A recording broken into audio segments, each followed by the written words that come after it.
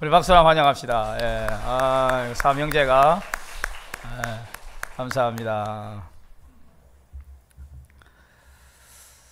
저는 오늘 요나서 2장 1절에서 10절 내용을 가지고 시궁창 속에서 드리는 기도라는 제목으로 함께 말씀을 나누겠습니다. 여러분, 자정작용이라는 그런 말이 있습니다. 흐르는 물에 유기물이 유입이 되게 되면 그 물 속에 미생물이 부지런히 움직입니다. 그렇게 해서 그 미생물이 그 유기물을 분해를 합니다. 이때 이제 산소가 발생하게 되죠. 그런데 만약에 그 물 속에 있는 산소가 양이 부족하다면은 그 유기물이 분해되다가 잘 분해되지를 않아요. 그렇게 되면 이제 그 물 속에서 메탄이나 황화수소나 암모니아 같은 썩는 냄새가 납니다. 우리가 물속에서 썩는 냄새가 나는 것은 그 물속에 산소량이 부족한 거예요. 다시 말하면 유기물이 대량으로 유입이 되어서 자정작용을 초과한 겁니다. 그러니까 자기 힘으로 어떻게 해볼 수 없으니까 다른 요소들이 나와서 악취가 나는 거예요. 웬만한 시냇물은 다 자정작용이 있습니다. 그렇게 특별하게 누가 쓰레기를 많이 버리지 않는 이상은. 그런데 이 물속에 산소가 부족하게 되면 인위적으로 산소를 일으켜야 돼요. 여러분이 댁에서 수족관에 물고기를 키우실 때 어떻게 합니까? 수포기를 넣죠. 저도 피싱구라미 이런 거 키워봤는데 키울 때마다 잘 죽더라고요. 제가 이 산소를 잘못해서 그런 건지 온도를 잘못 맞춰서 그런 건지 하여튼 산소가 부족하면 인위적으로라도 산소를 일으켜야 그 물고기가 살 수 있는 거예요. 마찬가지입니다. 요나가 자기 힘으로 이제 해결할 수 있는 자정 능력을 상실해 버렸어요. 더 이상 자신의 힘으로는 돌아갈 의지도 돌아갈 마음도 어떻게 해볼 수 없는 인생 밑창까지 내려왔습니다. 그렇기 때문에 여기서는 지금 하나님의 특별한 개입, 하나님이 특별하게 산소를 주입해 주지 않으면 자가 호흡을 할 수 없는 상황이에요. 자, 이런 상황에서 하나님이 특별한 산소 호흡 장치를 마련해 주셨어요. 그게 뭘까요? 물고기입니다. 물고기를 통해서 하나님께서 요나에게 자정 능력을 상실한 그 요나에게 뭔가 새로운 바람을 불어일으키세요. 여러분, 바다에 빠진 그 요나의 운명이 어떻게 될까요? 바다에 빠져버린 요나의 운명, 이건 소설이 아닙니다. 지어낸 얘기가 아닙니다. 이건 팩트입니다. 팩트, 사실이에요. 바다에 던져진 그 요나의 운명이 어떻게 될 것인가. 그런데 여기서 우리는 놀라운 사실을 발견합니다. 하나님이 요나가 바다에 던져지기 전에 이미 무엇을 준비했어요? 그게 바로 1장 17절에 나와요. 1장 10절을 같이 읽어봅시다. 시작. 주님께서는 큰 물고기 한 마리를 마련하여 두셨다가 요나를 삼키게 하셨다. 요나는 사흘 밤낮을 그 물고기 뱃속에서 지냈다. 하나님이 이미 바다에 요나가 빠지기 전에 물고기를 준비하셨어요. 하나님은 우리 인생에 미리 앞서가셔서 장막 칠 곳을 인도하시고 지도하시는 분이세요. 내가 무엇이 필요한지, 어떤 상황인지 하나님이 다 아세요. 늘 앞서가셔서 인도하시는 분인데도 우리가 그분을 믿음의 눈을 열어 바라보지 못한다는 데 문제가 있는 거예요. 요나는 자기 생각에 내가 죄를 지었으니 이제 내가 죽어야 이 문제가 끝난다. 죽어도 니네는 가기 싫으니까 그냥 죽자. 그렇게 해서 바다에 빠졌습니다. 하나님이 요나를 죽이려고 내버려 두지 않았어요. 죽는 것도 내 마음대로 못해요. 하나님이 물고기를 준비하셔서 그 물고기를 통하여 사흘 밤낮을 그 물고기 뱃속에 있게 하셨습니다. 여러분, 한 가지 의문이 들죠. 도대체 물고기가 어떻게 사람을 삼키며 거기에서 3일 동안 어떻게 지내는가? 물고기 뱃속에 있으면 위액도 많이 나올 테고 온갖 부유물이 막 섞어져서 짬뽕이 되었을 텐데 어떻게 사람이 3일 밤낮을 사는가? 그리고 산소는 어디에서 나오며 거기에는 수포기도 없는데 어디에서 산소가 나와서 3일 밤낮을 있겠는가 하는 것입니다. 여러분, 지금 현존하는 물고기 중에 제일 큰 물고기가 고래상어입니다. 이 고래상어는 길이가 한 12m 정도가 됩니다. 여러분, 길이가 12m면 사람 몇 사람은 삼키겠죠? 저 같은 사람 몇 사람은 삼킬 것 같습니다. 어떤 사람은 이 물고기가 고래라고 합니다. 고래 아닙니다. 성경 그 뒤에도 고래라는 말은 없어요. 그냥 물고기예요. 그냥 거대한 물고기입니다. 그 물고기가 고래든 악어든 무엇이든 관계없이 구체적인 이름은 하나님이 말씀하지 않았어요. 우리는 거기까지만 알 뿐입니다. 그냥 물고기예요. 어쨌든 사람을 삼켜서 사람이 3일 동안 살 수 있는, 나름대로 산소를 공급해서 거기 안에 뭔가 생명체가 살 수 있는 물고기예요. 여러분, 천지 만물을 창조하신 분인데 그 물고기 뱃속에서 요나 3일 살리는 것은 장난입니다. 이 은하계를 만들고 우주 전체를 만드신 분인데, 아무것도 없는 상황에서 모든 것을 만드신 분이 물고기 뱃속에 요나를 살리는 건 아무것도 아니라는 거예요. 이거는 안 믿을래야 안 믿을 수가 없는 거예요. 천지 창조를 믿는다면 요나가 3일 동안 산 것은 당연히 믿어져요. 아무것도 아닌 일이에요. 저는 여기서 놀라운 사실을 발견합니다.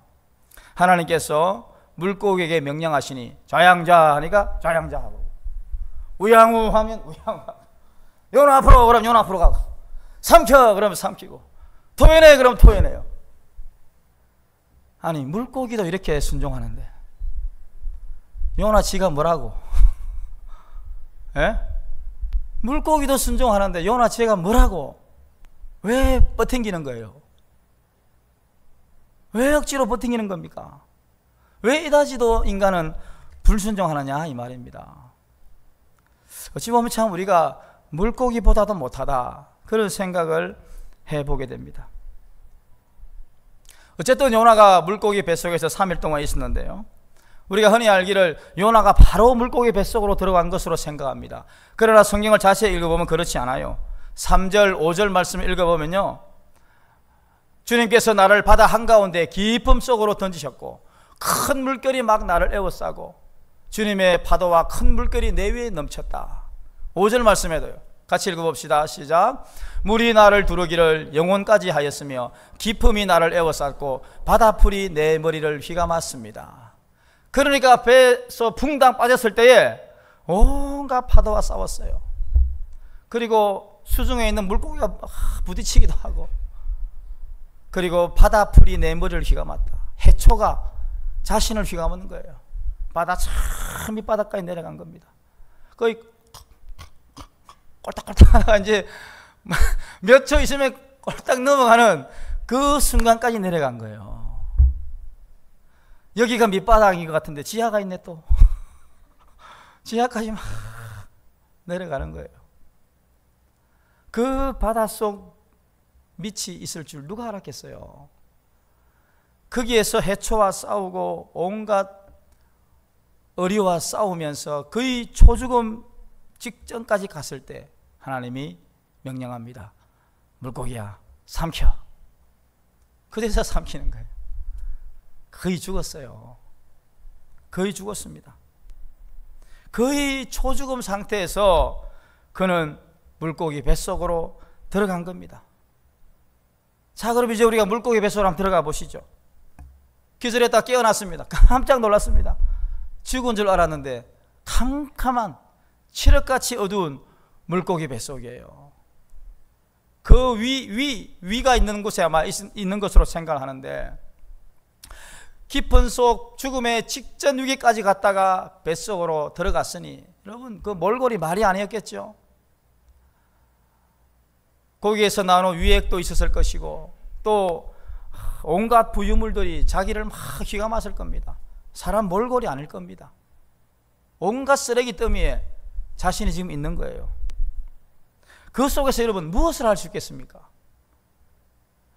모든 것이 다 허물어지고 내 주변의 모든 것이 다 사라지고 내 건강이나 내 물질이나 내 시간이나 내 친구들 다 떠나고 내 모든 인생에 의지할 만한 것들이 다 사라졌을 때 거기에서 무엇을 할 수 있겠습니까? 거기에서 기도가 나오겠습니까? 정말 처절한 그런 상황이 아닐 수 없습니다. 그런데 여러분, 그 고기 뱃속에서 요나가 기도하기 시작합니다. 그렇게 기도줄이 터지지 않았는데 드디어 꽉 막혔던 그 기도줄이 그 뱃속에서 터지는 거예요. 그래서 1절, 2절, 3절 읽어보시면 하나님, 주님 이제 부릅니다. 그 전까지만 해도 사공들이 하나님 살려주십시오, 요나는 뭐하고 있어, 우리 좀 살려내, 너 하나님께 기도해. 그렇게 해도 기도하지 않았던 요나가 이제는 거의 죽음 직전에 갔다가 물고기 뱃속에서 드디어 주님의 이름을 불러요. 드디어 꽉 막혔던 기도의 줄이 막 터지기 시작합니다. 그러면서 주님의 이름을 부릅니다. 주님, 나를 살려주세요. 이사야 58장 9절 말씀 같이 읽어봅시다. 내가 부를 때에는 나 여호와가 응답하겠고 내가 부르짖을 때에는 내가 여기 있다 하리라. 아멘. 하나님이 그렇게 요나가 자신을 부르기를 원했어요. 너 왜 그 상황인데 나를 안 불러? 언제까지 나를 안 부를 거야? 언제까지 어깨춤을 출 거야? 막 그런 카피도 있는데 모르시는 분들은 모르신다, 그죠? 언제까지 주님의 이름을 안 부를 거야? 언제까지? 주님은 요나가 당신의 이름을 부르기를 원했어요. 그래서 네가 부를 때 내가 응답하겠고 네가 부르짖을 때는 내가 여기 있다 그렇게 말할 텐데 왜 나를 안 불렀어? 주님은 우리가 부르짖기를 원하세요. 물론 우리가 무엇이 필요한지 다 아십니다. 부모가 자녀가 뭐가 필요한지 다 알죠? 그래도 자녀가 부모에게 요청하기를 원해요. 아빠, 나 이거 좀 해줘, 용돈 좀 줘. 그걸 원해요. 그래서 주는 거예요. 그냥 따박따박 붙여주면 고마운 줄 몰라요. 필요할 때, 정말 궁할 때 도와주세요 라고 외칠 때 도와주면 그게 참 절박함이 있잖아요. 하나님은 요나가 바로 당신의 이름을 부르기를 원하셨어요. 그런데도 그 이름을 그렇게 부르기 어려웠어요. 얼마나 오랜만에 부르는 주님인지 모릅니다. 그 하나님의 이름을 부르면서 정말 그 속에서 통에 잡으겠습니다. 그런데 여러분, 요나가 그 물고기 뱃속이 얼마나 힘들었는지 오늘 성경 말씀 보면 그 물고기 뱃속이 스올의 뱃속이다 그렇게 표현하고 있어요. 스올, 여기가 바로 지옥이다라는 거예요. 스올은 지옥의 또 다른 표현이거든요.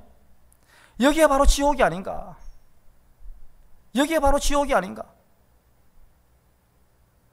이 깊은 물고기 뱃속이 바로 지옥이다. 얼마나 힘들었으면 그렇게 표현했을까요? 얼마나 그가 힘들었으면 여기가 지옥이 아닌가?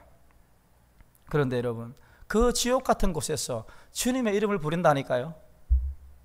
아무 희망이 없고 아무 가능성이 없는 그 물고기 뱃속에서 지옥과 같은 그 삶의 현장에서 주님을 불러요.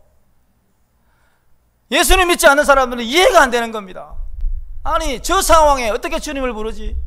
저 상황이면 망연자실해서 죽기를 구할 텐데 요나가 그 속에서, 지옥의 고통 속에서 하나님, 제가 잘못했습니다, 저를 살려주세요, 그렇게 주님 앞에 나아가고 있습니다.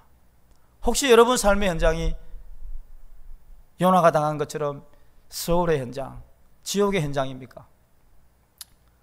여기가 지옥이다. 아마도 그런 상황에 맞닥뜨린 분이 계실 줄로 압니다.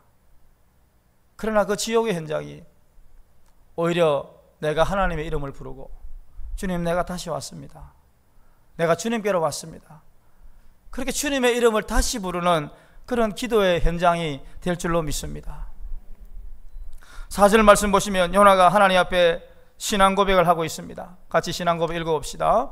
내가 주님께 아뢰기를 주님의 눈앞에서 쫓겨났어도 내가 반드시 주님 계신 성전을 다시 바라보겠습니다 하였습니다. 내가 주님께 쫓겨난 줄 내가 잘 압니다. 내가 죄를 지었어, 내가 잘못했어, 이러한 어려움이 있는 줄 내가 잘 압니다. 그러나 부끄럽지만 뻔뻔하지만 내가 다시 주님이 계신 성전을 바라보겠습니다. 여러분들, 이게 우리 그리스도인의 힘이에요.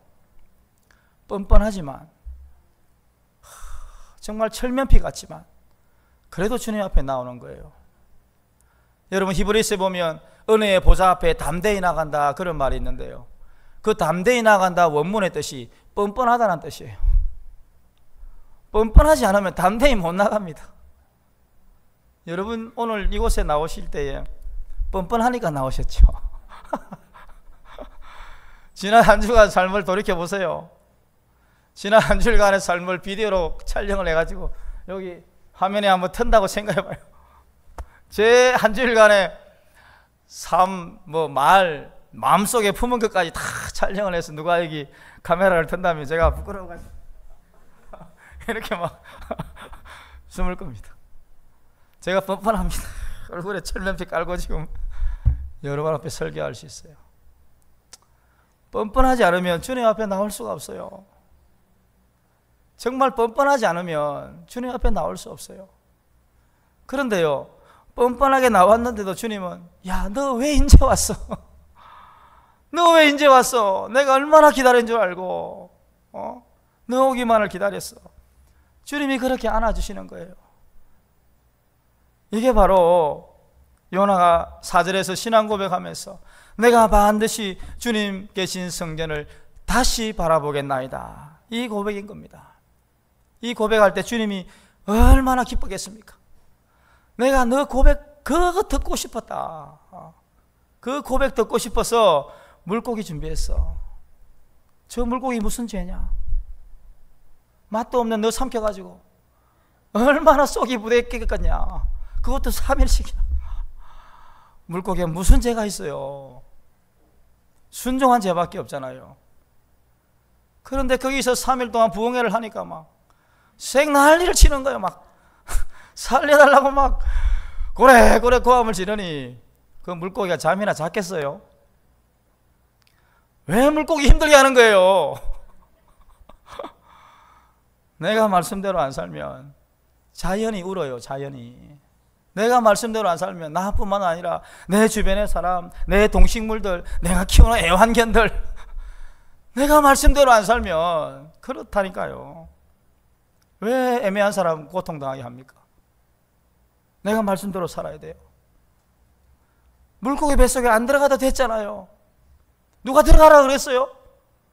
아무도 그렇게 떠미는 사람 없어요. 자기가 그렇게 된 거예요. 이건 하나님이 원하신 게 아니에요. 하나님은 그저 물에 빠진 요나를 구해 주신 것밖에 없어요. 여러분, 오늘날 이 자신의 현 상황이 침몰하기 직전까지 이 기도의 중요성과 하나님을 다시 찾는 것에 대한 소중함을 모르는 이 현대의 요나들이 얼마나 많은지 모릅니다. 현대의 요나들이 얼마나 많은지 몰라요. 어디까지 떨어져 봐야, 어디까지 밑바닥으로 내려가 봐야 주님 부르겠습니까? 어디까지 돌고 돌아야, 어디까지 돌고 돌아야 주님 내가 여기에 왔습니다 라고 오겠습니까? 오늘 현대의 많은 사람들이 이렇게 뺑뺑이 돌고 있어요. 주님이 돌아오기를 원하십니다. 주님 살려주세요 라고 부르기를 원하세요. 그 주님 앞에 나오기만 하면 주님이 언제라도 그 너른 가슴으로 우리를 안아주실 줄로 믿습니다. 이러한 하나님 앞에 처절한 기도와 절규 끝에 요나는 6절에서 그렇게 고백해요. 나의 하나님, 나의 하나님, 주님께서 그 구덩이 속에서 내 생명을 건져 주셨습니다. 주님이 그 구덩이 속에서, 그 칠흑같이 어두운 뱃속에서, 서울의 지옥과 같은 그곳에서 나를 건져 주셨다는 거예요. 하나님 앞에 살려달라고 외쳤을 때, 하나님께 부르짖었을 때에 주님, 우리 가정을 살려주세요, 우리 직장, 우리 사업장을 도와주세요 라고 부르짖었을 때에 하나님이 그 구덩이 속에서 건져주셨다. 하나님은 언제라도 건져주시기를 원하시는 분이에요. 문제는 우리가 요청하기를 원하세요. 우리가 부르짖기를 원하세요. 우리가 하나님 앞에 간절하게 외치기를 원하신다니까요. 요나처럼 그러한 간절한 절박한 외침이 있을 때에 하나님은 그 속에서 은혜를 베풀어 주십니다. 여러분, 그랬어요. 요나에게 있어서 이제 더 이상 그 물고기 뱃속은 시궁창이 아니었어요. 그래서 오늘 제목이 시궁창 속에서 드리는 기도예요. 더 이상 그 물고기 뱃속은 시궁창이 아니라 하나님이 예비하신 가장 훌륭한 은혜의 장소였습니다. 정말 힘들었던 그곳이 하나님을 만나는 장소였고, 그 옛날에 뜨거웠던 신앙을 다시 회복하는 장소였어요. 많은 성도님들이 말씀합니다. 내가 예전에 뜨거웠고 헌신 많이 했고 봉사 많이 했고 누구보다 더 열정적으로 주님을 섬겼다고. 지금은 어떻습니까? 지금은 많이 식었습니다. 예, 식었죠. 많이 식었죠. 오늘 이 순간이 요나의 그 시궁창이, 그 서울의 뱃속이 다시 회복하는 장소가 되기를 원합니다. 바로 주일 예배하는 이곳이 서울의 뱃속이라고 생각하시고, 이곳에서 하나님이 다시 나를 만나주시고 다시 나에게 은혜를 베풀어 주시는 그 은혜의 장소이기를 간절히 소원합니다. 여러분, 구세군 아시죠? 해마다 연말되면 땡그랑 땡그랑 하는 그 자선 냄비, 그 자선 냄비의 설립자인 윌리엄 부스라는 사람이 있어요. 이 윌리엄 부스라는 사람이 이렇게 말했습니다. 성도 여러분, 기도를 배우시기 바랍니다. 기도할 때는 당신이 지금 드리는 그 기도에 생사가 달린 것처럼 생각하십시오. 그렇게 말을 했어요. 당신이 하는 지금 그 기도에 생사가 달린 것처럼 하라는 거죠. 들어주셔도 그만, 안 들어주셔도 그만. 그럼 왜 기도를 합니까? 지금 요나는 절박합니다. 그 물고기 뱃속은 지옥의 현장이라니까요.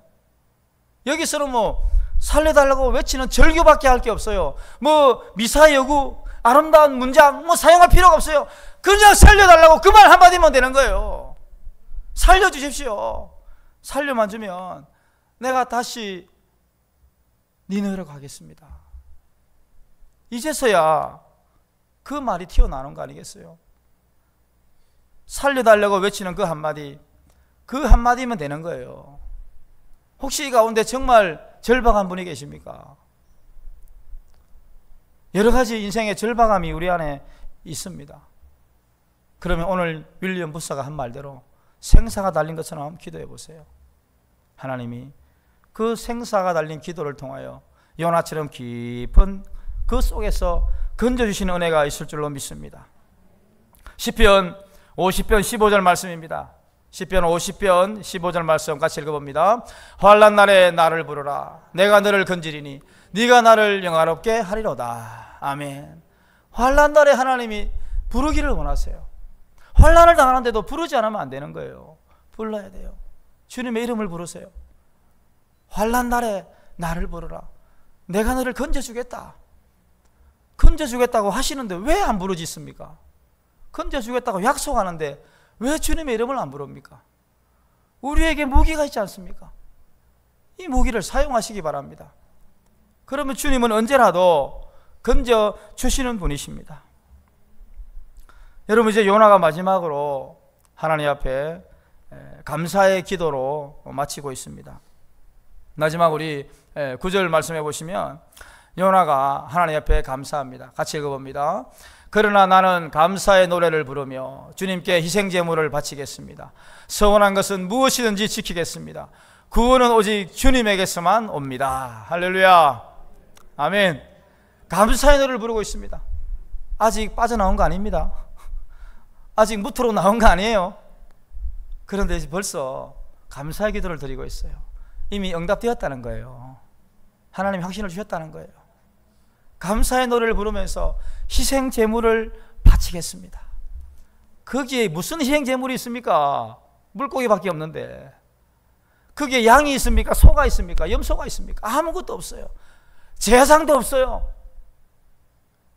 내가 제사를 드릴 만한 조건은 갖추지 못했지만, 그러나 내가 지금까지 했던 그 어떤 제사보다도 이 물고기 뱃속에서 드리는 그 제사가 가장 훌륭하고 가장 아름다운 제사예요. 제물이 없어도 괜찮아요. 뭔가 형식을 안 갖춰도 괜찮아요. 그 속에서 하나님 앞에 감사함으로 진정성을 다해 드린다면 정말 하나님이 그 제사를 받으시는 겁니다. 그 제사를 받으세요. 오늘 우리가 격식을 갖춘 이 예배도 중요하지만 격식을 갖추지 않고 드리는 그 예배 가운데서도 하나님은 우리의 예배와 찬양과 경배를 받아주시는 분이십니다. 여러분, 이제 드디어 요나의 3일간의 부흥회가 끝났어요.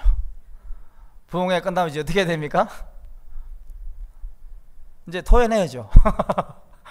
10절 말씀 한번 보세요. 시작. 주님께서 그 물고기에게 명하시니 물고기가 요나를 뭇에다가 뱉어냈다. 물고기 보세요. 얼마나 순종잘합니까? 삼켜 그러면 삼키고, 뱉어 그러면 뱉어요. 근데 여기서 중요한 게 있어요. 주님께서 그 물고기, 바로 그 물고기, 더 피시, 더 피시, 바로 그 물고기. 여러분, 그 물속에 얼마나 많은 물고기가 있겠어요. 저는 잊어버려요.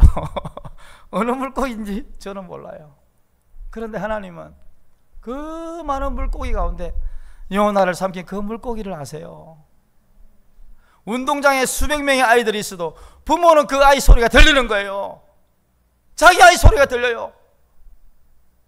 하나님은 그 물고기 소리, 요나를 삼킨 그 물고기 거기에 예의주시하시는 거예요. 하나님이 불꽃 같은 눈으로 그 물고기를 예의주시하시면서 보고 계신 거예요.